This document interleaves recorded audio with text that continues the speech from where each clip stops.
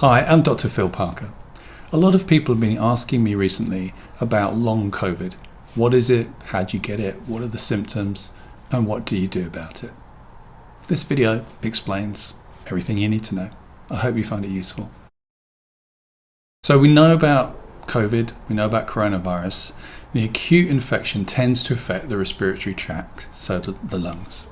But there's a secondary problem that's starting to show up, long COVID, which is when the symptoms seem to continue and often change from the original infection into other symptoms, particularly fatigue, so super tired, myalgia, which is muscle pain, can be anywhere in your body, and often brain fog, confusion, not being able to function quite the way you normally do.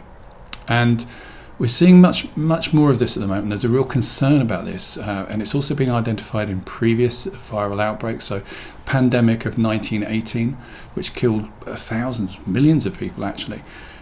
So many people recovered from that, got over it, but then ended up with a very similar syndrome that we're seeing at the moment, where 50% of them never got back to work. Again, fatigue and muscle pain were very common in that.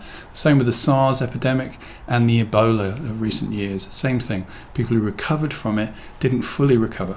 Same symptoms, fatigue, muscle pain, and often brain fog, confusion. So there's a history to this kind of post-viral thing, which seems to be going on at the moment. It's been very widely reported at the moment by GPs and consultants. So what do we do about it?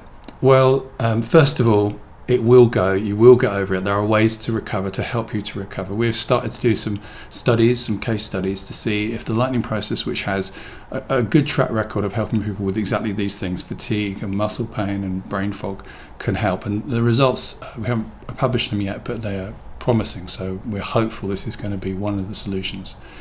There are fatigue clinics in the NHS as well. There is a problem with this in that there's currently quite a long waiting list, and that's probably likely to get worse just because more people are going to present with fatigue.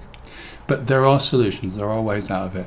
So if this is going on for you at the moment, then stay hopeful, stay optimistic. You will find a way through it.